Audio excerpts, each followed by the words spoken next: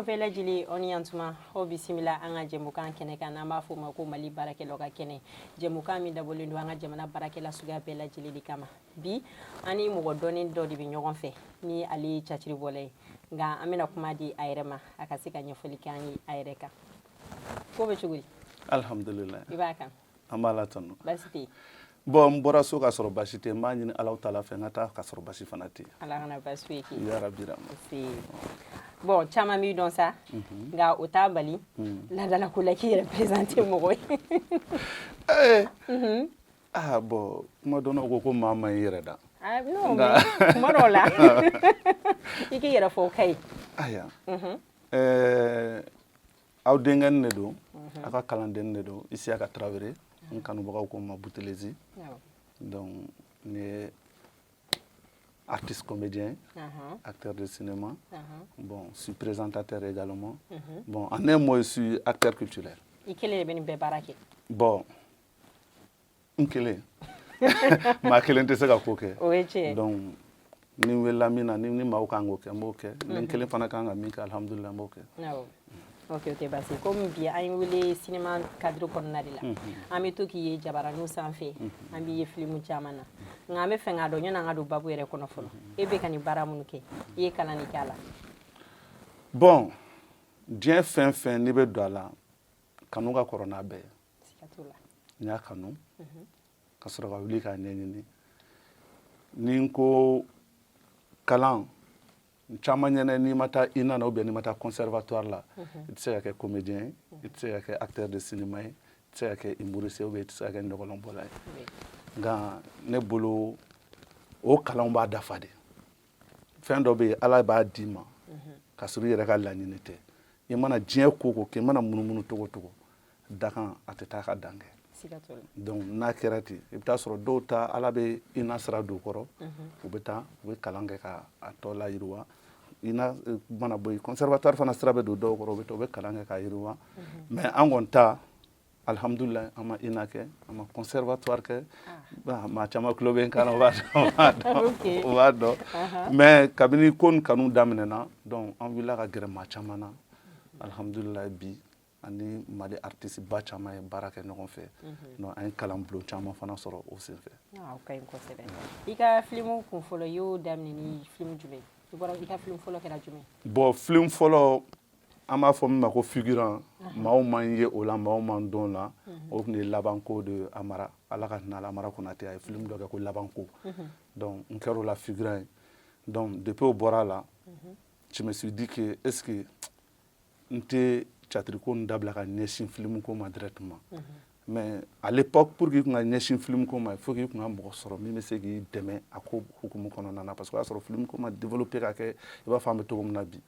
téléphone Android ko ninnu kun tɛ yen donc bi ni e content na dɔrɔn i bɛ ka téléphone ta i bɛ mɔgɔ fila fara ɲɔgɔn kan vous inventez quelque chose a b'o bɔ c'était pas ça. Tu as vu donc Labanko kɔfɛ sisan je me suis dit n'a essayé ka mɔgɔ rapprocher fo Ala barika la ni cɛkɔrɔba ɲuman nana ɲɔgɔn ye Bokar Sidibe Birko Film donc chapeau à lui sur ce plateau parce que n'i y'a mɛn bi Boutelezi Bokar Sidibe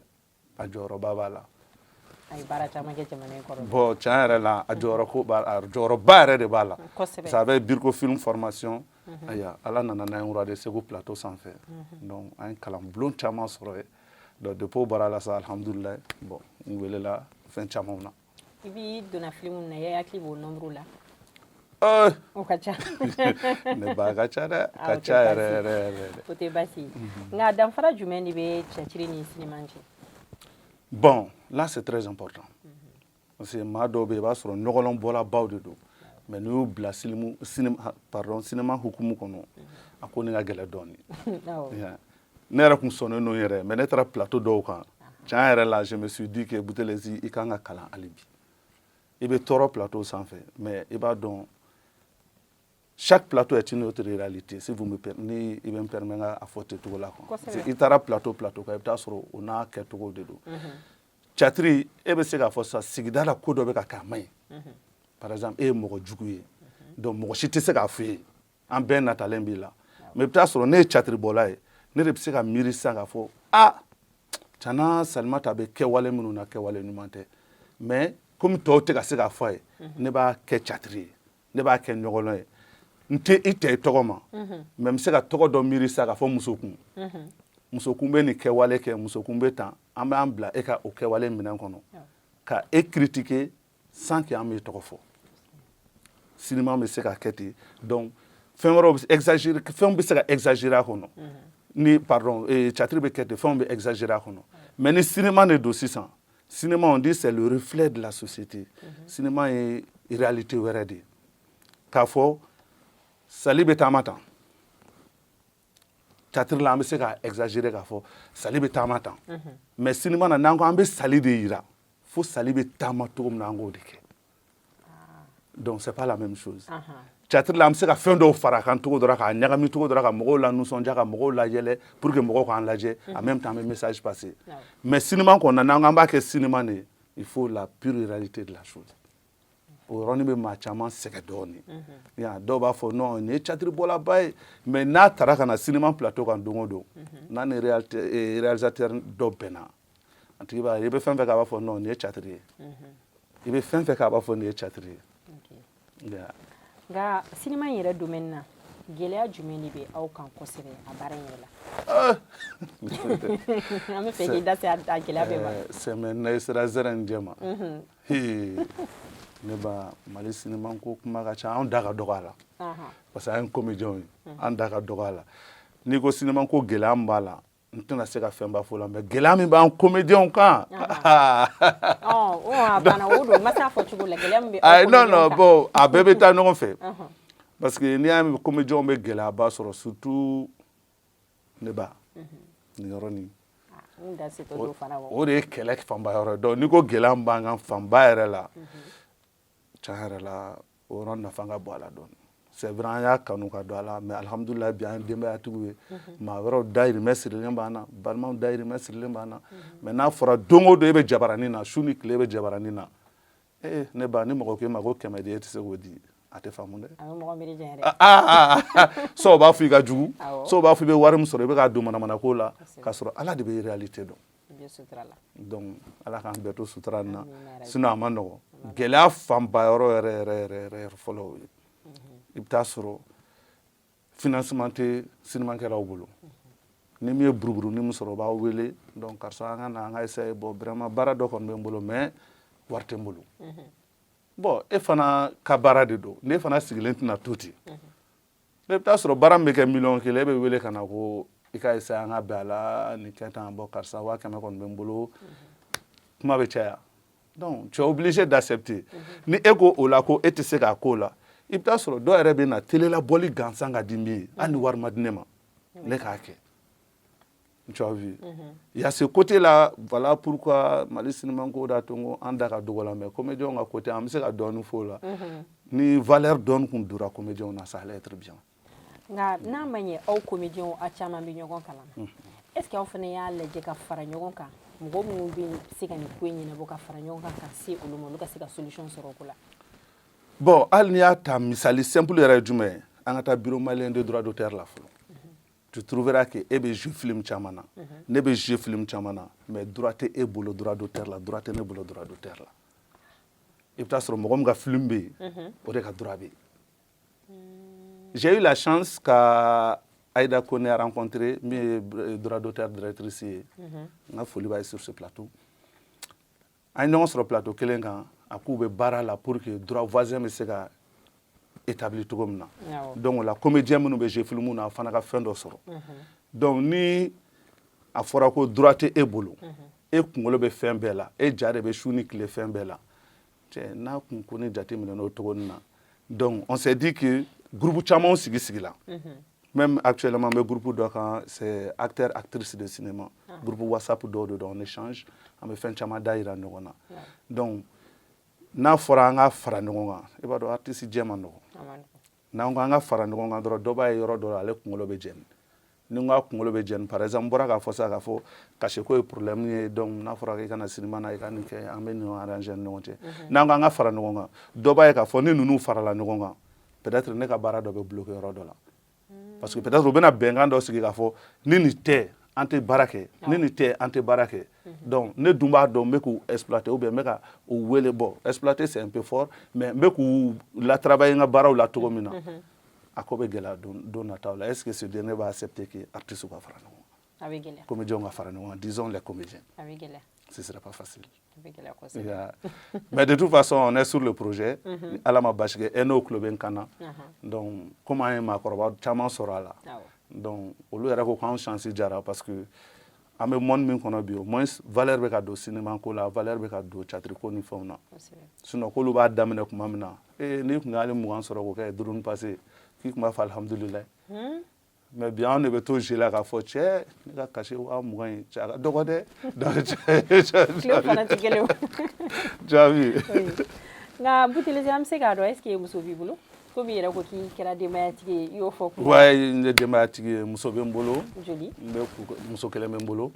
donc n bɛ kuku k'a ye awa ni Gafure i kuku et puis alhamdulilayi Dieu merci je suis l'homme le plus heureux parce que ne ye Awa tɔgɔ saba tigi de ye cogo di mama ye Awa ye n muso ye Awa ye n denmuso fɔlɔ ye Awa ye donc alhamdulilayi donc den joli y'o la bon denw ka ca denw ka ca e y'a ye dɛ an bɛ bamanan na denw ka ca dɛ donc aw tɛ minnu bɛ to ka wolowoloden ninnu aw t'olu ka kutu non wolowoloden t'anw fɛ yen o t'aw fɛ yen quoi e ye wolowoloden e bɛ jɔn t'e ta ye e b'i bolo sin jɔn ma du kɔnɔ k'o t'i ta ye cɛ de yɛrɛ la a ka gɛlɛn ne t'a dɔn i b'o yira cogo min na denw ka ca kuncili t'o ma wa alhamdulilayi dɔw bɛ sira la ala barika la ok laɲini jumɛn b'i bolo ka ɲɛsin an ka jamana faamaw ma a ka baara in yɛrɛ la vraiment ni autorités tun sera k'u janto cinéma ko la n'u tun sera k'u janto théâtre bɔlaw la a tun bɛ fisaya parce que n'a ye mɔgɔkɔrɔba caman tɛmɛna ɲɛ tiɲɛ yɛrɛ la u bɛ degun dɔw kɔnɔ bi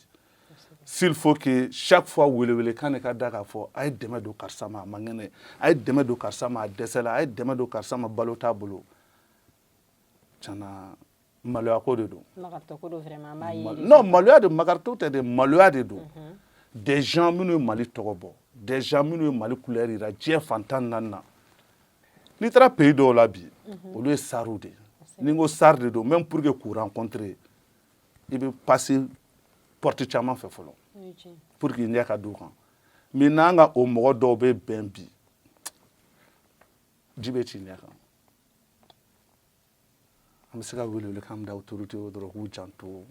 ɲɔgɔnlɔn bɔrɔw la parce que mɔgɔ caman y'an ka baara nin kɛ bolokɔfɛ baara ye quoi k'a sɔrɔ baara de don i b'a fɔ juge baara de don i b'a fɔ école maîtrise baara de don i b'a fɔ ko ministre tu sais Sali kana bila kuma na sur ce plateau an b'o yɛrɛ de nɔfɛ puisque gɛlɛya minnu bɛ an mago bɛ olu la kana bila kuma na plateau sanfɛ i bila non vraiment an ka ala deli dɔrɔn autorité k'u janto an na vraiment ne yɛrɛ bolo hali n'a sɔrɔ retraite dɔ tun bɛ se ka kɛ ɲɔgɔlɔnbɔla baw ye théâtre bɔla baw ye acteur de cinéma baw ye même tout dernièrement si tu me permets ɲɛ b'a la Sakaba fana bɛ ka sur les réseaux sanfɛ mɔgɔ y'a image tila yɔrɔ bɛɛ la donc il a besoin d'aide mais il faut voir nin ye maloya ko de ye quoi a ma se a ka taa kɛ réseaux sociaux ko ye quoi diɲɛ bɛɛ de bɛ réseaux sociaux kan ne bolo nin ɲɔgɔn tɔgɔtigiba nin ɲɔgɔn acteur ba ni gɛlɛya b'a kan autorités man ka sɔn yɛrɛ jama tulo ka don a la u se ye min ye o k'o kɛ n m'a fɔ u ka million d'a ma n m'a fɔ u ka milliard d'a ma mais u k'a bila le minimum u k'a bila condition dɔ la a kana ɲɛbɔ mɔgɔ wɛrɛ fɛ mais s'il faut que SOS i b'a jateminɛ SOS yɛrɛ ka ca anw de fan fɛ soit les comédiens soit les acteurs de cinéma soit les humoristes c'est pas facile non il est temps que c'est vrai an k'an janto yɛrɛ la dɔ ko ne ma ko Boutelezi cɛ aw tɛ mara de kɛ ni min bɛ sɔrɔ don min a b'o dun o don ne ko n ko karamɔgɔkɛ sabali ko ye mɔgɔ si tɛ mara kɛ wa bɛɛ bɛ mara kɛ e hakili b'a la ko min bɛ sɔrɔ don min na ni e ye dɔrɔmɛ kelen sɔrɔ bi diɲɛ yɛrɛ tagabolo kɛra o ye i bɛ taa sɔrɔ dɔrɔmɛ fila problème b'a kun bɔ mɔgɔw t'o yɔrɔ faamu soit dɔw b'a fɔ a ye nafolo sɔrɔ a bɛɛ don manamana ko la cɛ an kana mɔgɔw ka vie juger non non non non autorité ay sabali ay janto na o dɔrɔn de b'a ja dalen b'a la o tulo b'an na o nin dɔrɔn de b'a wagati ja in na nka sisan population maliyɛndenw yɛrɛ laseli jumɛn b'i bolo ka ɲɛsin aw kanubagaw yɛrɛ fana ma tuguni ka fara autoritéw ta kan bon n'i y'a ye an bɛ kule n'i y'a ye an bɛ nisɔndiya n'i y'a ye an bɛ hali bi ka se ka aw la ɲɛnajɛ o tɛ an kanubaga ninnu ye kosɛbɛ olu de bɛ se k'i wele dɔrɔn karisa e tɛmɛna ka ban bon n'i ma tɛmɛ e tɛ tɛmɛ n fɛ yen tɛmɛtɔ sukaro bɔrɔ bɛ d'i ma malo bɔrɔ bɛ d'i ma donc o y'i ka sunkalo fɛnw ye olu de sababuya la donc an bɛ kuma caman fɔ bi i y'a ye donc bon fo mɔgɔw fana k'a faamu k'a fɔ an fana bɛ an ka baara de la ala ma bɛɛ kɛ bureau kɔnɔ baarakɛla ye donc an ye nin de kanu k'a k'an ka baara ye donc u kana an minɛ mɔgɔ wɛrɛw kumakan ma c'est caman bɛ yen i bɛ taa sɔrɔ ni e tɔgɔ ɲuman fɔra yan bi hali an minnu tɛ dɔn an b'i kanu ka da tɔgɔ ɲuman nin kan mais caman bɛ yen ni tɔgɔ jugu fɔra an ma i bɛ taa sɔrɔ hali minnu b'a fɛ k'a sɔrɔ u m'a ye u bɛ ɲugu a la u b'a fɔ ja anw ɲɛna karisa ye karisa ye ja karisa tɛ tan donc u k'an juger sur la vraie valeur de la chose ni min bɛ se k'an dɛmɛ u k'an dɛmɛ ni min yɛrɛ tɛ se k'an dɛmɛ u k'an dɛmɛ parce que bɛɛ ma kɛ kira fɛ kisi ni nɛɛma b'a ye bɛɛ tɛ se ka kɛ mɔgɔ fɛ ni bɛɛ yɛrɛ kɛra i fɛ o tɛ ɲuman ye o ye tiɲɛ ala ka laɲini bɛɛ sabati yarabi raba donc kumakan laban jumɛn de b'i bolo ka fara nin fana kan cogo di bon a ye bi plateau kumakan laban kumakan laban sinon n'i ko kumakan laban o ye saya kɔta ye ala k'an bɛɛ n'u cɛ